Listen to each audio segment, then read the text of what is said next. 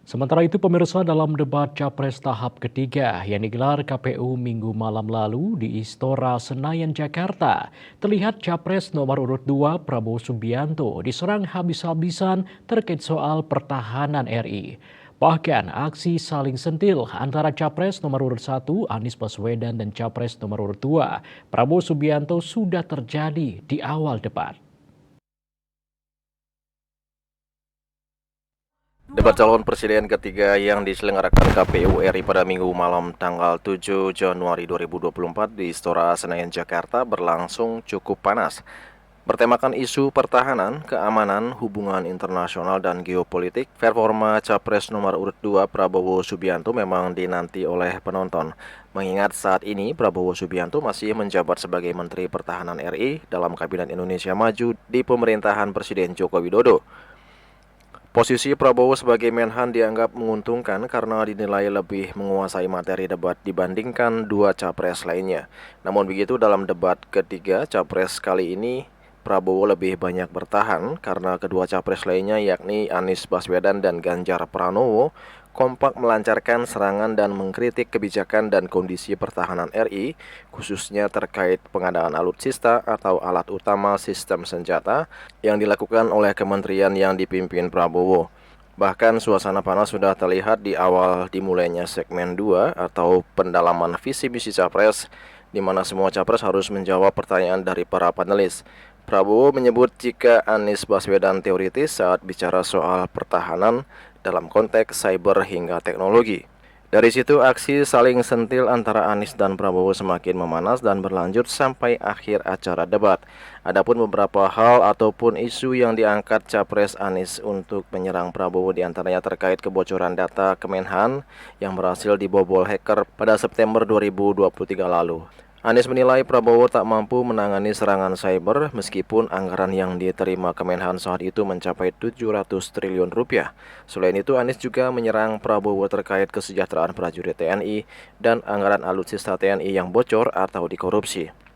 Tidak ada yang perlu dirahasiakan. Bapak Presiden menyampaikan, Bapak punya lahan lebih dari 340.000 hektar, sementara TNI kita, prajurit kita, selebih dari separuh tidak punya rumah dinas. Itu fakta, tidak perlu dibicarakan secara tertutup. Itu kekurangan yang harus kita perbaiki. Dan ketika tadi Bapak mengatakan, Bapak akan meningkatkan kesejahteraan. Pak, Bapak ini sudah Menhan selama 4 tahun, hampir 5 tahun. Bukan calon Menhan, jadi harusnya menunjukkan inilah yang sudah saya kerjakan, bukan mengatakan apa yang akan dilakukan. Nah, saya menyampaikan bila saya ditugasi maka kenaikan gaji dilakukan tiap tahun, maka perumahan prajurit TNI dipastikan dibangun sehingga mereka tidak perlu ngekos, tidak perlu mereka sewa, dan mereka bisa tenang. Mereka diminta mempertahankan setiap jengkal, tapi kita tidak memberikan tempat tinggal bagi mereka berdinas. Itu tidak benar, itu harus dikoreksi. Sementara itu, Capres nomor urut 3 Ganjar Pranowo secara gamblang mengkritisi kebijakan Prabowo soal pembelian pesawat tempur bekas. Ganjar menilai keputusan itu terlalu gegabah dan bisa membahayakan keselamatan prajurit. Selain itu, Ganjar juga mengkritik Prabowo terkait indeks pertahanan RI yang dinilai semakin menurun. Tak tanggung-tanggung, Ganjar juga menunjukkan data yang menurutnya valid terkait indeks pertahanan RI yang terus menurun. Saya pengen data yang Bapak katakan salah, data pertahanan Anda ini, Anda pertahanan saya, silahkan Anda bantah di sini. Bapak tidak mampu membantah dan Bapak menjelaskan pesawat bekas. Saya tidak pernah berbicara pesawat bekas dalam pertanyaan saya. Minimal saya bertanya, tadi kalau Bapak, maaf, mendengarkan terakhir, capaian MIF kita hanya 65-49% dari target 79%, dan ini mengkhawatirkan karena akhir tahun ini sudah harus selesai. Bapak juga tidak menjawab. Jadi artinya sebenarnya apa yang Bapak jawab dari seluruh pengelolaan pertahanan yang ada di Indonesia ini? Sungguh-sungguh saya meragukan itu karena data ini kemudian Bapak tidak mampu membantah di sini. Bahkan saya sudah memberikan ruang terbuka, kalau ada staf yang bisa membantu silakan berdiri di sini. Staf saya, oh Anda mau bilang angkanya silakan naik ke sini. Akan saya tunjukkan kalau Anda mau membantu. Terima kasih. Jadi begini, yang Bapak ungkapkan itu saya bisa bantah, waktunya tidak cukup. Saya siap berjumpa dengan Bapak, mari kita bahas satu persatu akan saya buktikan. Saya butuh hari ini, Pak.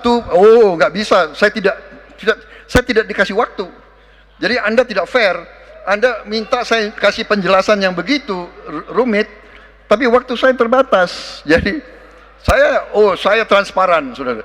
Dan yang saya katakan, kalau kita bicara MEF itu mulai dari berapa periode yang lalu. Ya, kalau kita mau buka-bukaan, Menteri Pertahanan sebelum saya, apakah tidak juga berpengaruh?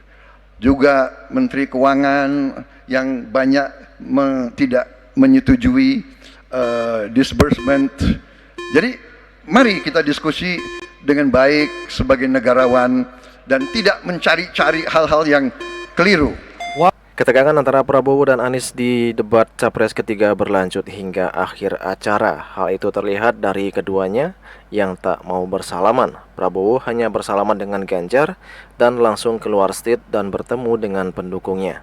Sementara itu Anies Baswedan juga terlihat tak mau mendekati Prabowo dan hanya bersalaman dengan Ganjar Pranowo. Juli Suwarte dan Ketut Madias melaporkan.